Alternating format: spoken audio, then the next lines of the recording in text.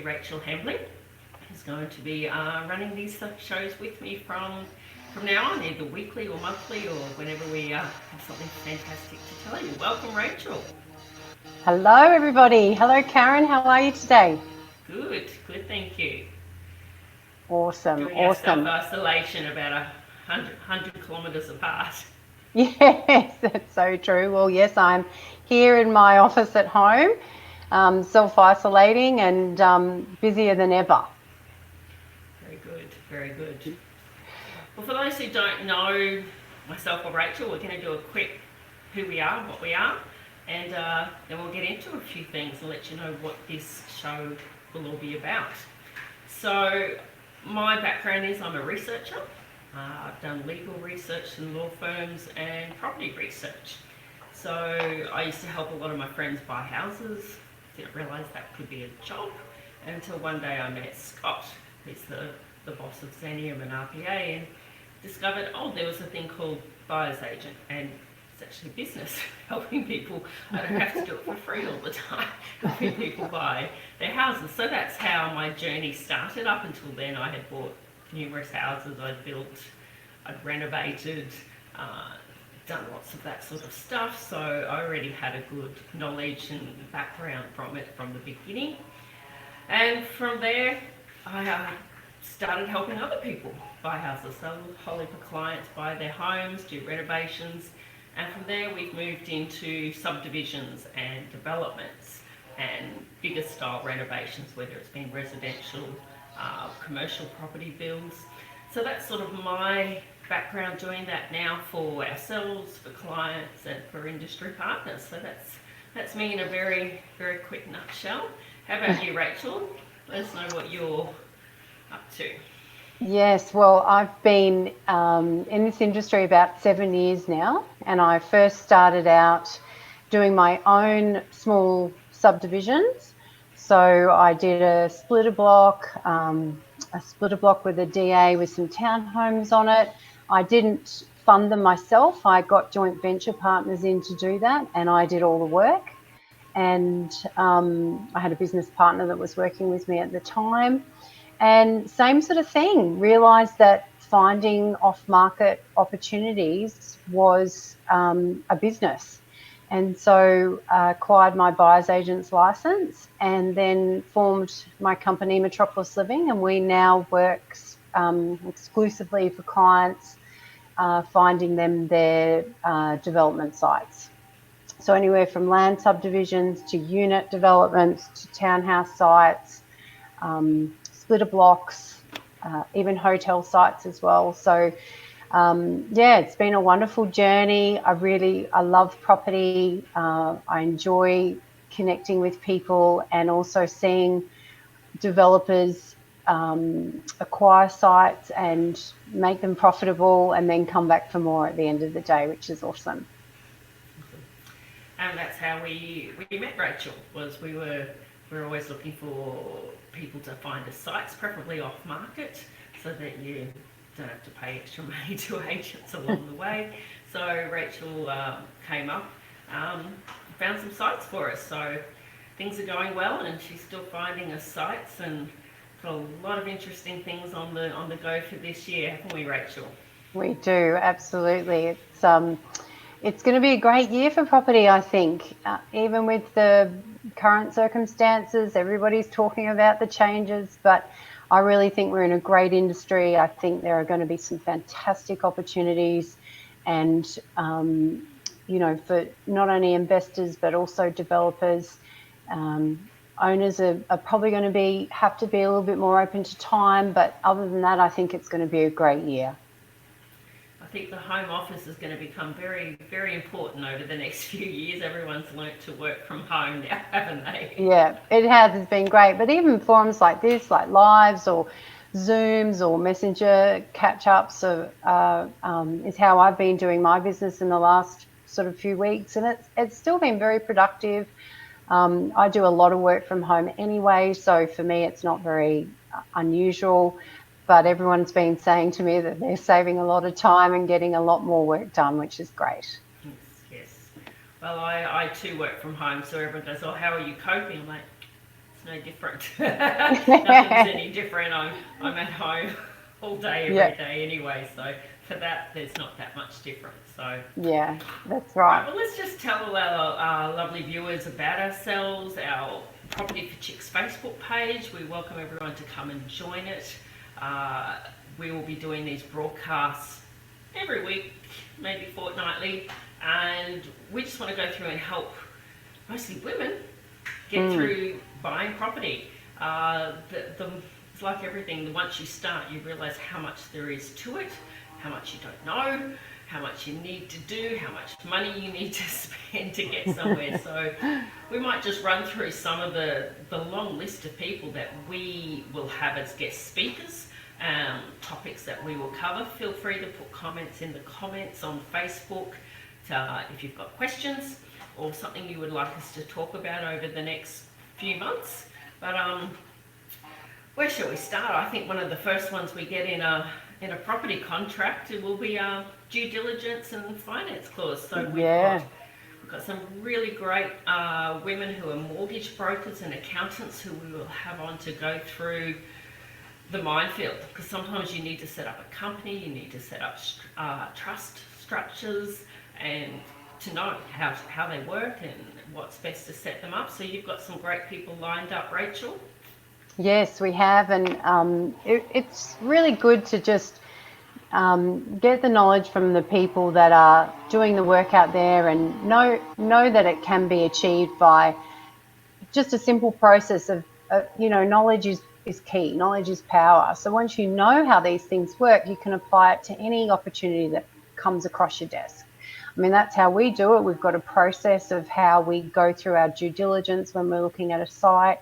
And once you learn that process, it just becomes second nature.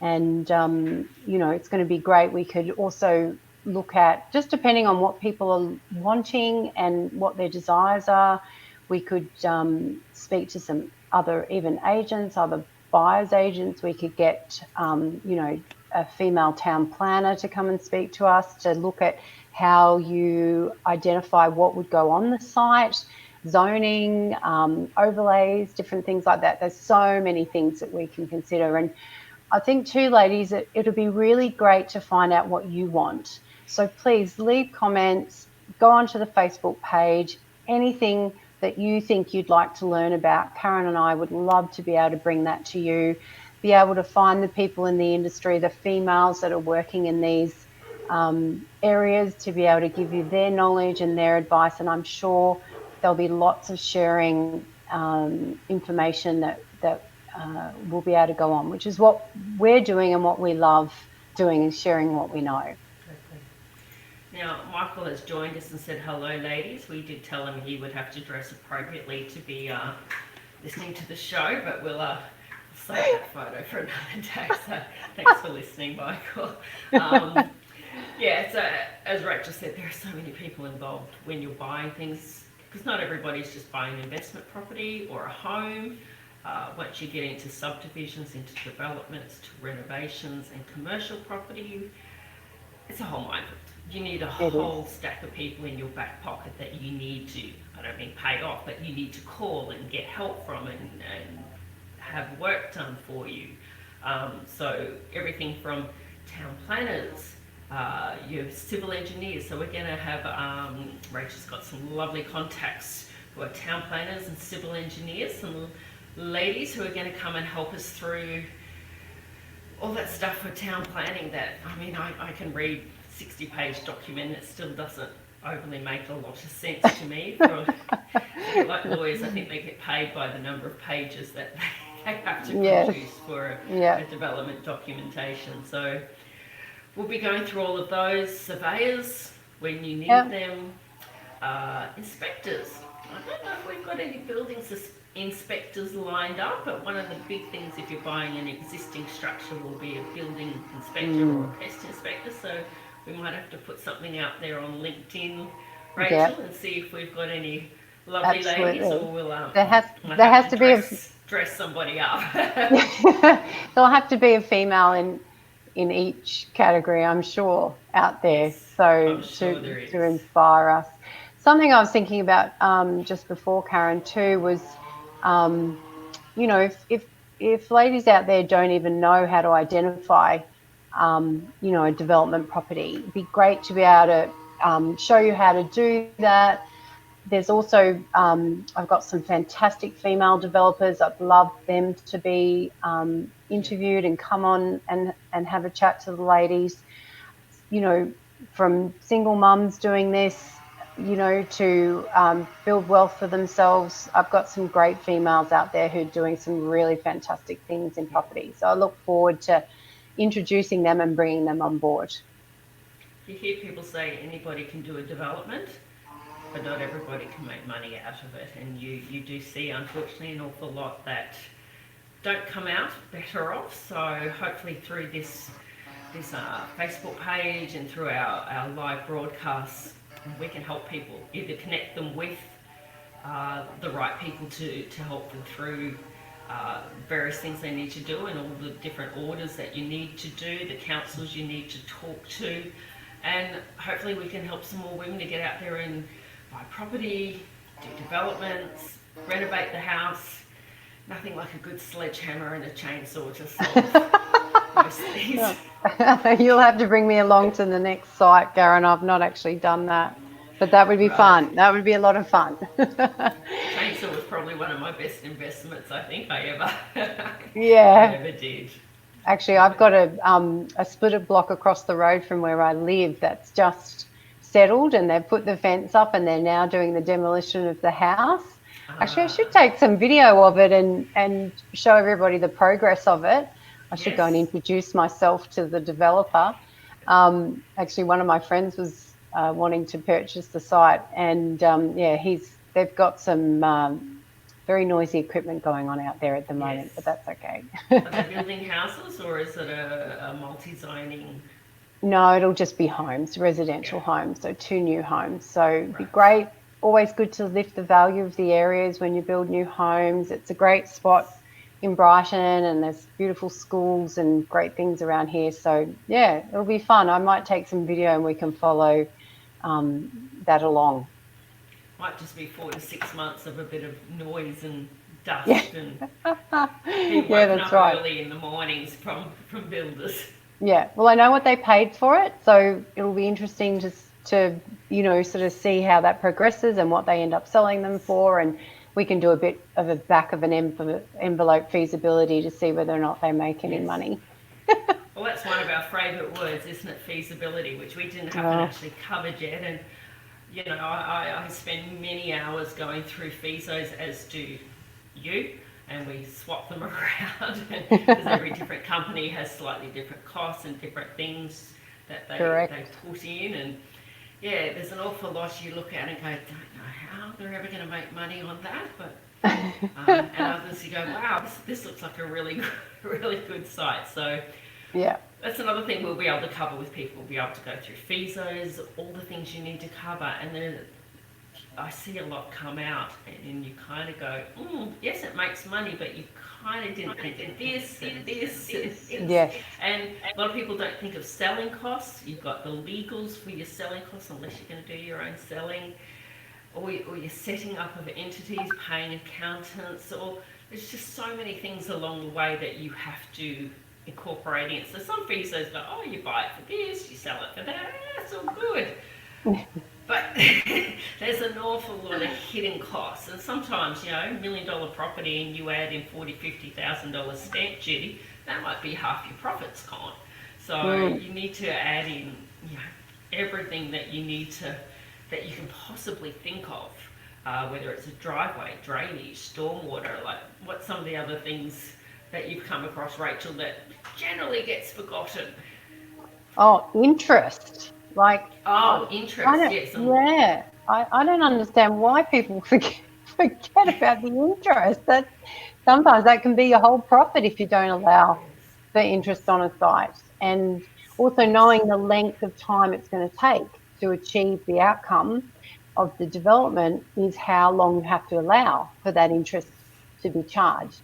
So yeah, that's one thing I see often. And again, same sales pricing at the end for the real estate agent. I allow a little bit extra for staging if say you're doing townhomes or something like that, it's always nice to stage your property to be able to then show the potential buyers what what the home would look like with furniture in. It's a great way to sell property, I think.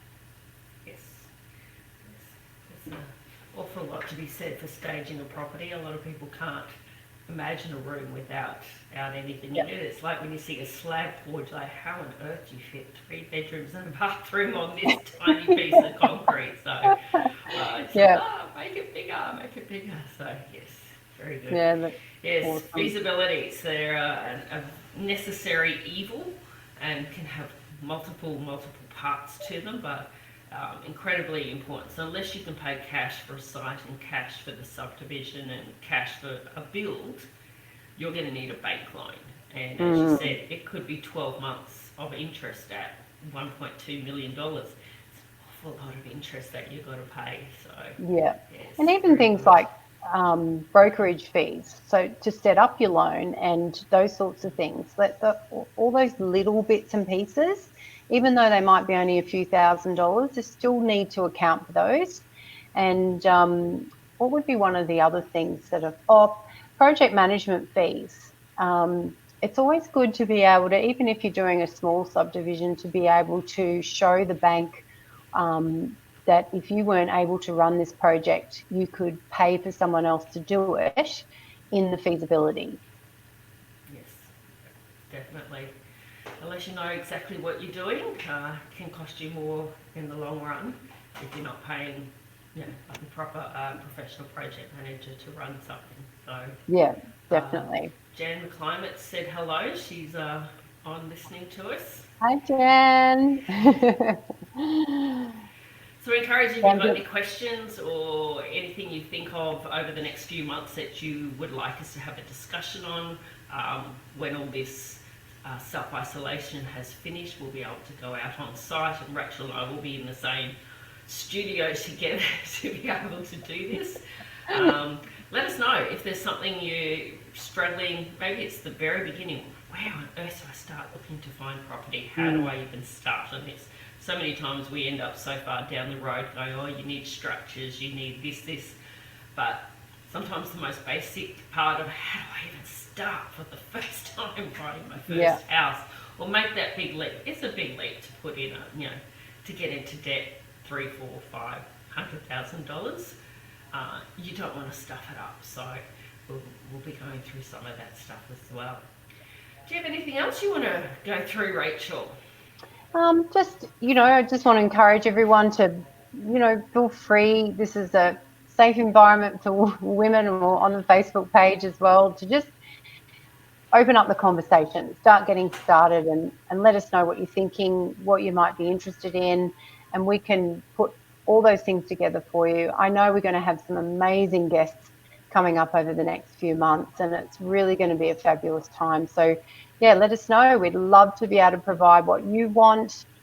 This is not about Karin and I. This is about what you guys want to learn and find out about this industry and how you can get involved. And we'd love to be able to help you do that and share our experience. And I'm sure that I know that makes Karin and I very happy. We really want to do that.